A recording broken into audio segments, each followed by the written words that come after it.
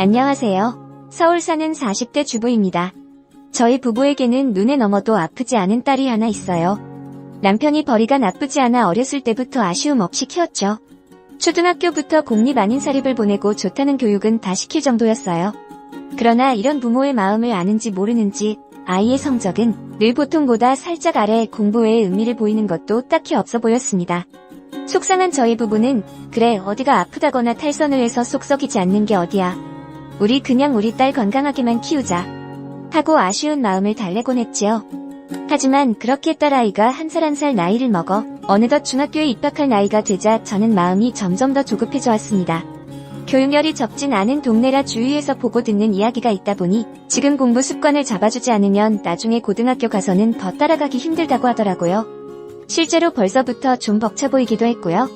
아이의 공부가 아닌 예체능 쪽 재능을 키워주려고 해도 딸아이가 영 흥미를 못 느껴 하기도 했고요. 그래서 저희 부부는 딸 아이에게 하나만 약속해달라고 했죠. 엄마랑 아빠랑 우리 이가 하고 싶다고 하는 건 뭐든 서포트해줄 거야. 하지만 하나만 약속하자. 공부는 중간이라도 하는 거야. 알겠지? 딸아이는 선심 쓰듯 그러겠다고 했습니다. 그래서 중학교 내신이라도 챙기자 하며 저희는 과외 수업을 붙이기 시작했어요. 가뜩이나 공부에 흥미가 없는데 학원에 보내면 친구들이랑 놀기만 하고 더욱 마음을 못 잡을 것 같았거든요. 그래서 동네 친한 맘들이나 학교 학부모 모임 등에서 괜찮은 선생을 수소문했습니다. 너무 어린 선생 말고 경력도 좀 되고 아이도 카리스마 있게 잘 컨트롤할 줄 아는 그런 노련한 선생이었으면 좋겠다고 생각하면서요. 그렇게 몇 명의 선생과 테스트 수업을 하고 마침내 저희의 아이와 잘 맞을 것 같은 선생 한 명을 찾게 되었어요. 아이도 꽤나 마음에 드는 눈치더군요. 무엇보다 학벌도 나쁘지 않고 대치동에서 강사를 했던 경력도 있다고 하여 믿음이 갔습니다. 그래서 그 선생을 저희 집에 들이게 된 거죠. 그러나 그 선생이 저희 집에 어떤 파장을 몰고 올지 그때는 미처 알지 못했습니다. 3월에 개학을 하고 학교 생활에 정신없이 적응하는 딸아이를 보며 기특하기도 하고 안쓰럽기도 했어요. 학교 수업 마치고 집에 오면 교복만 갈아입고 바로 과외 준비를 하고 학교 숙제도 해야 한다고 울상인 아이에게 이번에 시험 잘 보면 핸드폰을 바꿔주겠다느니 요즘 아이들 사이에서 유행하는 브랜드의 비싼 운동화를 사주겠다느니 달콤한 말로 어르고 달래었죠. 과외 선생이 와서 아이와 수업하는 소리를 문 밖에서 살짝씩 엿들을 때면 그 선생도 우리 아이를 우쭈쭈 할 땐 우쭈쭈 해주면서도 휘어잡을 때는 확실히 휘어잡으며 수업을 잘 이끌어가고 있는 것 같더라고요. 1학기 첫 중간고사가 있던 날 시험을 마치고 집에 일찍 온 아이의 얼굴을 보니 시험 결과가 꽤 좋은 듯 했습니다. 우리 딸 시험 보느라 수고 많았지? 엄마가 우리 딸 좋아하는 갈비찜 해놨으니까 이거부터 얼른 먹어 하면서 저는 은근슬쩍 시험 성적을 물어봤죠. 그랬더니 딸 하는 말이 엄마 나 이번에 수학 100점 받았잖아? 대박이지? 우리 딸 성적표에서 100점이라는 숫자를 본 게 언제였던 건지 기억도 가물가물했었는데 말이에요. 저는 될 듯이 기뻤습니다. 세상에 우리 딸 기특해라. 거봐 더 안 해서 그렇지 하면 얼마나 잘하는데. 아유 예 아유 기특해 요거. 그리고 딸은 으쓱해 하더니 이렇게 말했어요. 엄마 나 지금 하고 있는 수학쌤하고 좀 잘 맞는 것 같아. 솔직히 학교 수업 지루하고 재미없어서 잘 안 들었거든. 근데 이 쌤이 설명해주면 뒤에 쏙 들어와서 잘 이해가 돼. 기분이 좋아진 저는 그 다음 달 과외비부터 성의껏 얼마를 더 보내기 시작했습니다. 성적 상승도 성적 상승이지만 딸아이가 공부에 흥미를 갖게 된 게 더 고마웠거든요. 수학 과외 선생은 저보다 한 67살은 어려 보이는 여자였습니다. 생긴 것도 예쁘장하고 목소리도 맑고 또렷해서 아이를 가르치는 일이 천직처럼 보였죠. 과외 선생이 아닌 여자로 봤을 때도 솔직히 여자인 제가 봐도 마치 20대 같은 외모와 날씬한 몸매가 참 예뻤어요. 부럽고 좀 질투도 나더라고요. 제가 과외비를 얼마씩 더 보내기 시작하니 어느 날 수업 마친 후에 바로 인사치레를 건네며 감사하다고 하더군요. 저는 경우도 바르고 참 사람 깔끔하다 생각하고 넘어갔었죠. 저희 남편은 돈을 좀 괜찮게 버는 대신 일이 눈코 뜰 새 없이 바빠요. 이근은 물론이고 주말에도 종종 일 때문에 회사를 나가기도 하고 업무상 미팅도 많은 편이죠.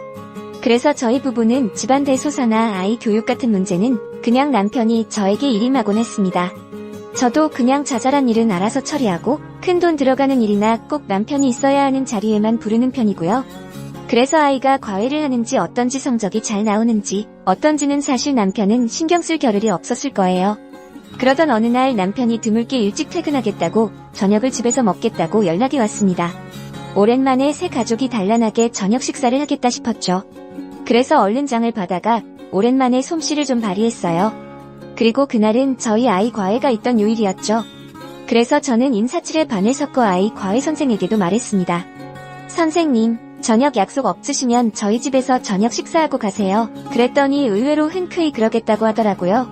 저는 수저를 하나 더 놓으며 곧 아이 아빠도 볼 거라고 얘기해뒀죠. 그 사이에 과외 선생과 꽤 친밀도가 높아진 우리 딸은 선생님하고 밥 먹는다고 하니 신나 보이더군요. 학교에서 있던 일이며 친구들하고 뭐 때문에 다퉜고 화해했고 하는 얘기를 조잘대며 우리는 같이 남편 귀가를 기다렸어요. 피리링하고 현관문이 열리는 소리에 나가보니 남편이 들어왔더군요. 못 보던 구두가 있네? 하며 들어오는 남편과 막 자리에서 일어나 인사를 하려던 과외 선생의 눈이 서로 마주쳤습니다. 그런데 그 순간 묘한 기류가 흐르더군요. 여보, 우리 이 수학 과외 선생님. 내가 저번에 우리 이 성적 많이 올랐다고 말했었지? 이 쌤 덕분이잖아. 저는 묘한 공기가 어색해 괜시리 오바하며 남편의 외투를 받아들었습니다. 남편은 아무런 대꾸 없이 손 먼저 씻고 앉겠다며 욕실로 들어갔죠. 그런데 갑자기 과외 선생이 저에게 어머니 죄송하지만 식사는 다음번에 해야겠어요. 제가 집에 중요한 일이 있었는데 순간 깜빡했네요. 정말 죄송합니다. 하고는 뭐라 대꾸할 틈도 없이 후다닥 집을 나서더라고요. 저는 당황스러웠지만 뭐 급한 일이 있으신가 보다 생각했죠. 손을 씻고 나온다던 남편은 볼일이라도 본 건지 한참 만에 나오더군요. 그러고는 두리번대며 과외 선생을 찾는 눈치였어요. 그래서 제가 뭐 급한 일이 있으시다네? 그냥 우리끼리 먹지 뭐 오랜만에 셋이 단란하게 저녁 먹으니까 너무 좋다. 이게 정말 얼마만이야 하며 식탁에 앉았죠. 그런데 남편의 눈치가 심상치 않아 보이더군요. 그날 밤부터였던가. 남편은 원래 일이 너무 바빠 늘 피곤해해요. 그래서 어디서든 머리만 대면 꿀잠을 자는 스타일이죠. 그런데 그날 밤부터 남편이 자꾸만 뒤척대더라고요. 이쪽으로 누웠다 한숨 한 번, 저쪽으로 누웠다 한숨 한 번, 참다 못한 제가 이휴. 자기 정말 나까지 못 차게 왜 그래? 왜? 뭐 심란한 일 있어? 하고 물었더니 고개를 저으며 아니라고 하더군요. 저는 회사에서 뭐 안 풀리는 일이 있나 싶어 그냥 얼른 자라고 하고 곧 잠에 들었어요. 그리고 그 이후로 계속 남편이 수상해지기 시작했습니다. 평소에는 입혀주는 못잘만 입더니 어느 순간부터 다른 넥타이는 없다. 셔츠 이거 말고 다른 색이 낫지 않다. 하면서 요상한 멋을 부리기 시작하더라고요. 그리고는 제가 아무리 이거저거 사다 두고 뿌리라고 노래를 불러도 안 뿌리던 향수를 조금씩 뿌리기 시작했죠. 왜 여자를 그런 촉 있잖아요. 자기 남자가 조금이라도 이상해지면 유독 날이 서게 되는 거요. 그런 촉이 저도 느껴지더라고요. 그때부터 조금씩 찝찝하고 불길한 나날을 보내게 됐죠. 하루는 남편 회사 근처에서 아는 친구와 점심 약속을 하게 되었습니다. 친구가 점심만 먹고 얼른 가봐야 하는 일이 생겼다길래 저도 잘됐다 싶어 남편 얼굴이나 보고 들어가야겠다고 생각하고 남편에게 연락을 했어요. 그런데 이상하게 계속 연락이 안 되더라고요. 평소에는 회의에 들어가도 꽤 회의 중이라는 문자를 남겨주곤 했는데 말이에요. 어느 날 이상한 기분이 들어서 저는 커피를 사들고 남편 사무실에 살짝 들러봐야겠다 싶었습니다. 사무실 문을 열고 들어서니 저희 집에도 몇 번 온 남편 아랫사람이 있더라고요. 그 직원분께 혹시 저희 남편 많이 바쁜가요? 근처 볼 일 있어서 들렀는데 회의 중인 건지 연락이 잘 안 돼서요. 커피만 주고 가려고 잠깐 왔어요. 했더니 직원분이 부장님 아까 오후 반차 쓰셨는데 혹시 모르셨어요? 하는 게 아니겠어요? 저는 깜짝 놀랐죠. 그리고 오후 반차를 쓸 일이면 회사 일로 바쁜 건 아닌데 왜 연락이 안 되는 건지 의아했습니다. 이후 저는 찝찝함을 가지고 귀가하여 집안일을 마저 했어요. 평소에 남편은 퇴근 시간이 일정치 않고 늘 늦기 때문에 저는 밤늦게까지 기다리지 않고 먼저 잠들곤 했습니다. 하지만 그날은 일부러 늦게까지 잠들지 않고 남편을 기다렸어요. 그리고 자정이 다 되어서야 남편이 들어왔습니다. 자기 오늘따라 피곤해 보이네? 저는 일부러 모르는 척 문을 뗐어요. 남편은 옷을 갈아입으며 오늘 그렇지 뭐 다음 주까지 계속 처리하고 바쁠 거야 하더니 씻으러 들어갔죠. 저는 점차 불안이 분노로 바뀌게 되었습니다. 뭔지 몰라도 저에게 거짓말을 하고 있는 거니까요. 하지만 뭘 어떻게 해야 할지 방법을 모르겠고 혼란스럽기만 했어요. 안녕하세요. 서울 사는 40대 주부입니다. 만에 하나라도 정말 바람이거나 그런 비슷한 일인 거면 저와 제 딸은 어떻게 해야 하는지 아는 척을 하지 말고 물어야 하는 건지 결혼한 언니들 말로는 남자들 한 번씩 그런 일 생긴다던데 그냥 모르는 척 넘어가야 하는 건지 이런저런 생각이 들었죠. 그리고 시간이 흘러 저희 딸아이 생일이 되었습니다. 좋아하는 한식당에 가서 밥을 먹자며 들뜬 아이에게 심란한 마음을 숨기고 그러자고 약속했죠. 베이커리 케이크 최고라면서 꼭 거기 케이크를 사오라고 신신당부하고 학교에 간 딸아이를 배웅하고 저는 집거실에 혼자 앉아서 차분히 생각했습니다. 지금까지 모아둔 돈, 남편이 생활비하라고 준 돈을 중 살짝씩 따로 빼둔 것, 결혼 전에 직장생활하며 들었던 남편 모르는 적금, 다 합치면 만일의 상황에 대비할 종잣돈이 될 수는 있을 것 같았어요. 그리고 이런 생각을 하는 제 자신이 슬프고 화가 났죠. 하지만 우울한 기분을 떨치려 일부러 밝고 화려한 옷을 챙겨 입고 딸아이가 부탁한 케이크를 사러 호텔로 갔습니다. 오랜만에 들른 호텔 주차장에 차를 대고 로비로 올라가는데 맞은편에 남편을 닮은 사람이 있는 거예요. 저는 평소에 난시가 좀 있어서 멀리 있는 것들이 잘 초점이 잡히지 않거든요. 하지만 느낌이라는 게 있잖아요. 분명 저희 남편이었죠. 제가 아침에 입며 보는 양복이 틀림없었습니다. 그리고 저희 남편 옆에는 어떤 여자가 있었죠. 물론 비즈니스 미팅차 호텔에서도 종종 일을 하는 건 알고 있었지만 여자와 단 둘이 호텔 로비를 거닐고 있는 건 누가 봐도 이상하잖아요. 저는 걸음을 재촉하여 로비 반대편으로 갔습니다. 남편과 그 옆에 여자를 자세히 보려고요. 그런데 그 여자는 마스크를 하고 안경을 쓰고 있어 얼굴이 잘 분간되지가 않더라고요. 그저 키가 크고 늘씬하고 긴 머리의 여성이었죠. 저는 남편의 회사 직원들 중 그런 인상착의를 가진 직원이 있었나 기억을 더듬어 봤지만 애초에 남편 회사의 직원들은 거의 대부분이 남자 직원들이기도 하고 소수의 여자 직원들은 저렇게 긴 머리가 아니었던 것 같았습니다. 그 둘은 화기애애하게 대화를 나누며 호텔 로비를 빠져나갔습니다. 저는 둘의 뒷모습을 끝까지 지켜보며 떨리는 손으로 핸드폰을 집어들었어요. 신호가 계속 갔지만 남편은 전화를 받지 않았습니다. 저는 눈물이 나올 것 같았지만 왠지 지금 울면 정말로 내 남편이 외도라도 한 걸까봐, 그게 사실이 되고 말까봐 꾹 참았어요. 그날 무슨 정신으로 베이커리에서 케이크를 구매했는지 모르겠네요. 아이와 둘이 저녁 식사를 하고 케이크도 불고 선물도 준 기억이 나지만 제 머릿속은 온통 뒤죽박죽이었습니다. 남편, 그리고 묘령의 여인, 그리고 자꾸만 익숙한 느낌. 집에 돌아오니 남편이 와 있더군요. 신나서 생일 선물을 조르는 아이와 몇 마디 주고받더니 남편이 저에게 말을 걸었습니다. 아까 전화했던데 회의 중이라 못 받았어. 무슨 일 있던 거야? 아니야. 제가 심상치 않음을 느낀 남편은 아이에게 생일 선물 대신이라며 용돈을 쥐어 방에 들여보낸 후 제 눈치를 살피며 다가왔어요. 요즘 이래저래 바빠.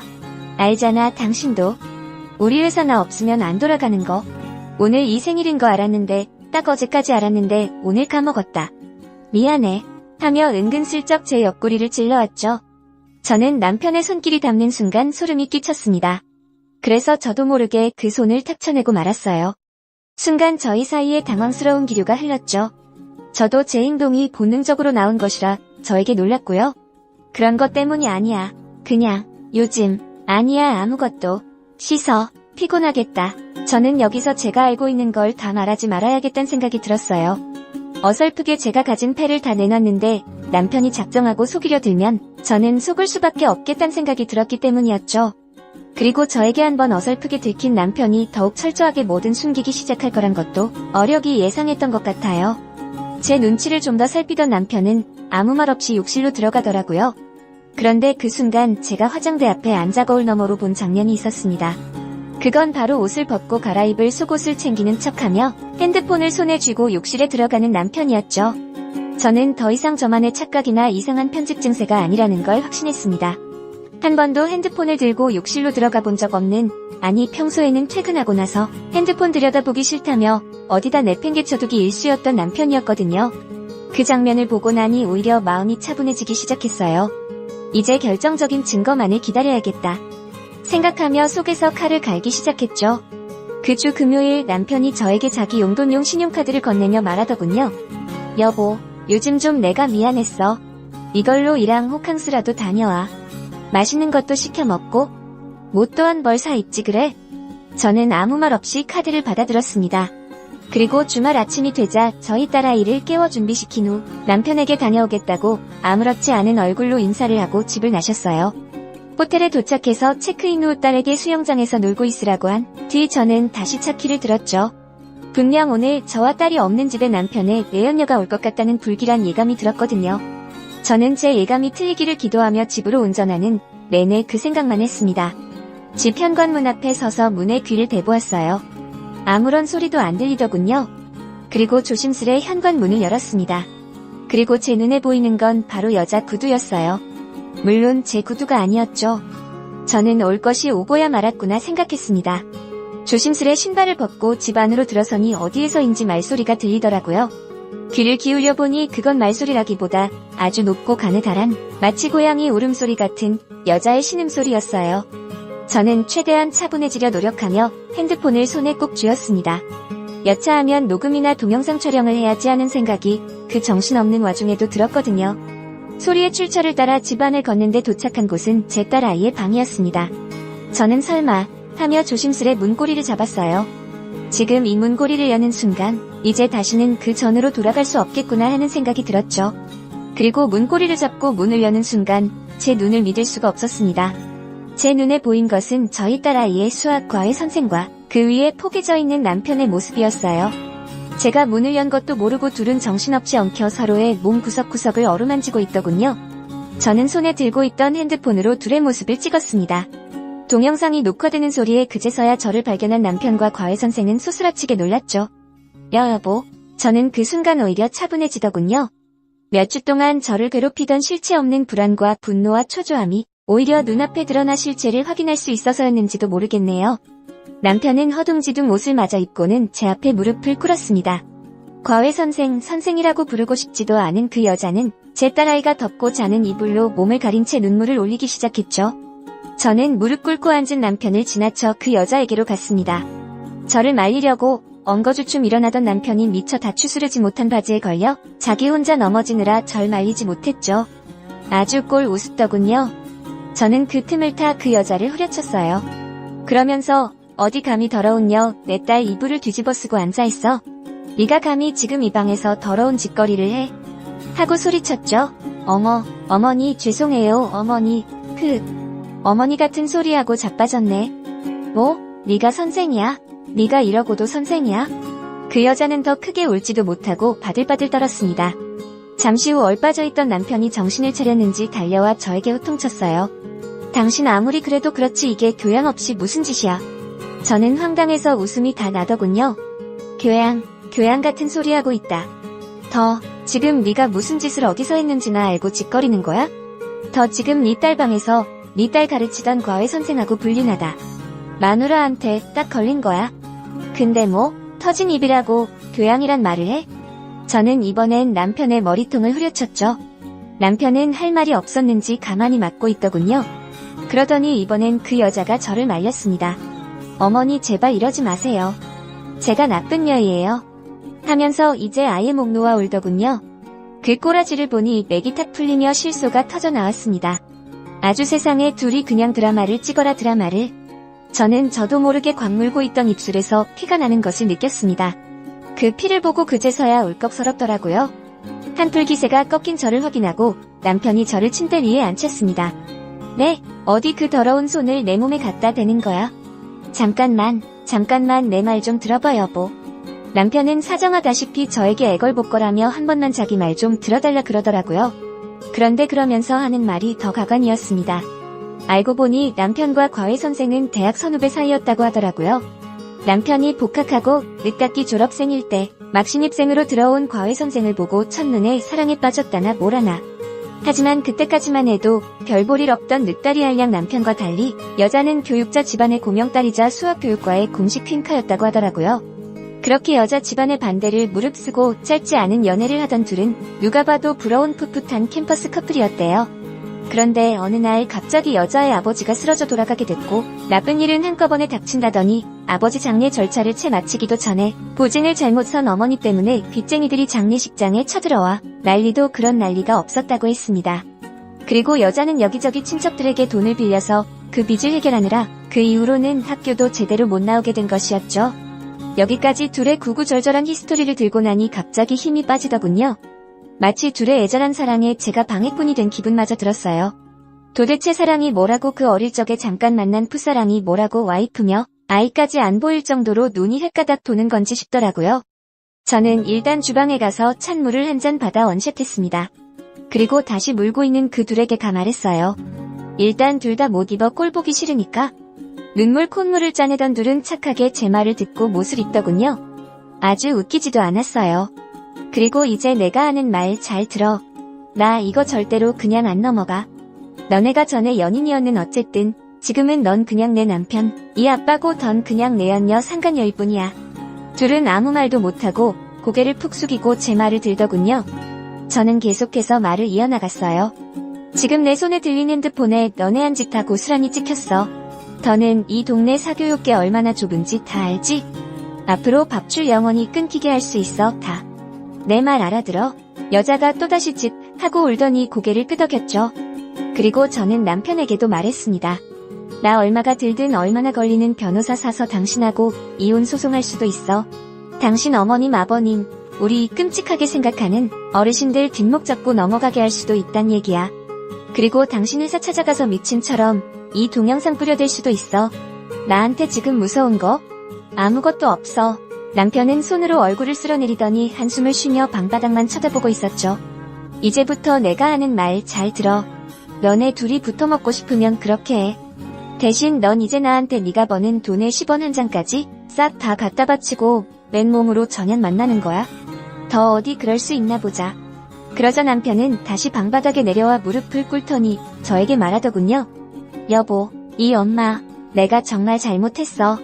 잠깐 미쳤었나봐. 아니 나 그냥 너무 오랜만에 만나서 좀 반가웠던 것뿐인데. 다신 안 그럴게. 응. 한 번만 봐줘. 봐주라 여보. 하며 제 가랑이를 붙잡고 늘어지더라고요. 그 모습에 여자는 적지 않게 놀란 눈치였습니다. 그리고는 슬금슬금 일어나더니 저희 집에서 나가더라고요. 그리고 그 후로 저는 입이 가벼운 동네 엄마를 몇몇에게 그 여자에 대한 안 좋은 이야기를 살짝 올렸습니다. 애들 가르치는 실력도 별로고 그것보다 문제인 건 손버릇이 안 좋아 집에 있는 물건을 훔치기도 했다고요. 그 이후로 그 여자는 최소한 저희 지역 사교육계에는 다시는 발을 못 붙이게 됐죠. 어느 날부터 갑자기 연락이 닿지 않는 과외 선생님에게 서운해하고 아쉬워하던 아이도 어느 순간 포기하고 혼자 공부하기 시작하더라고요. 처음 공부 습관 들이기가 힘들었을 뿐이지 공부머리 자체는 나쁘지 않았던 모양인지 어렵지 않게 목표하던 대학에도 합격했고요. 그리고 그날 이후로 남편은 제가 한숨이라도 쉬면 제 발바닥이라도 하를 기세로 납작 엎드려 지내고 있습니다. 그날의 상처가 아예 없던 일처럼 사라지지는 않겠지만 저는 지금 이 삶도 나쁘지는 않다고 생각하며 살고 있어요. 만에 하나라도 정말 바람이거나 그런 비슷한